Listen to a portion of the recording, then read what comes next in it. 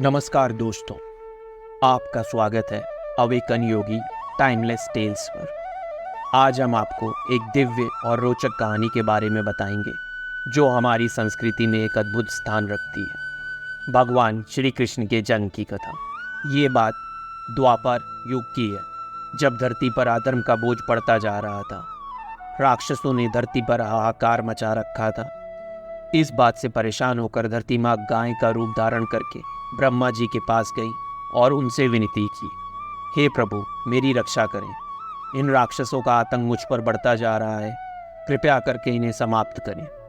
ब्रह्मा जी ने उनकी तरफ देखा और कहा, इसका उपचार सिर्फ भगवान विष्णु ही कर सकते हैं। देवी, आप उन्हीं के पास जाइए। ब्रह्मा जी का कहा मानकर उनके साथ धरती माँ भगवान विष्णु के निवास क्षीर सागर पहुंचे। उस समय वह शेषनाग पर लेटे हुए आराम कर रहे।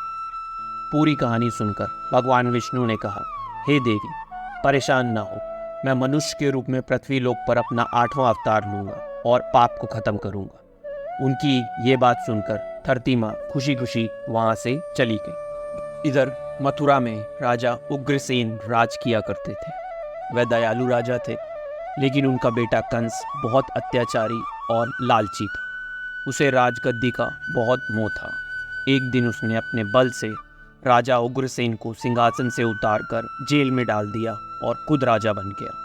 लेकिन कंस अपनी बहन देवकी से बहुत प्यार करता था। देवकी की शादी राजा शूरसेन के पुत्र वासुदेव के साथ हुई।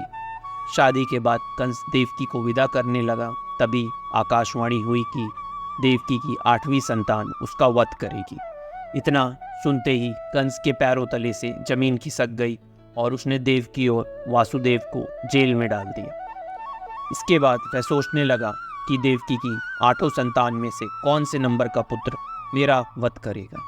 इस असमंजस के कारण उसने देवकी की सभी संतानों को मारने का निर्णय लिया और एक एक करके उसने देवकी की 6 संतानों को एक चट्टान पर पटक कर मार डाला। इसके बाद भद्र पक्ष के कृष्ण पक्ष की अष्टमी को रोहिणी नक्षत्र में देवकी की 8वीं संतान ने जन्म लिया। तभी आकाशवाणी हुई कि इस पुत्र को गोकुल में नंद बाबा के यहाँ छोड़ आओ। उनके जन्म लेते ही देवकी और वासुदेव की हथकड़ियाँ खुल गईं और जेल के दरवाजे भी अपने आप खुल गए। सारे सैनिक सो गए। उन दोनों को कुछ समझ नहीं आ रहा था। उन्होंने ठीक वैसा ही किया।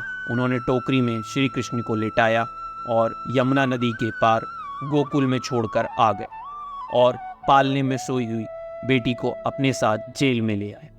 वासुदेव के वापस आने के बाद सब कुछ पहले जैसा हो गया।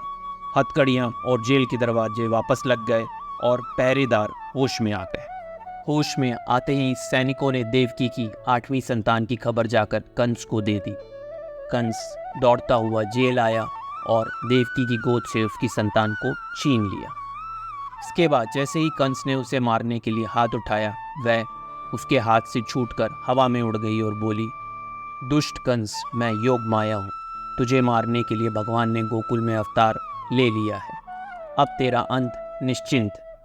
इसके बाद श्री कृष्ण को मारने के लिए कंस ने कई राक्षसों को गोकुल भेजा, लेकिन कोई उनका बाल भी बांका नहीं कर पाया। अंत में उन्होंने कंस का संहार किया और मथुरा को उसके आतंक से आज़ादी दिलाई। तो दोस्तों, ये थी भगवान श्री कृष्ण के जन्म की कहानी।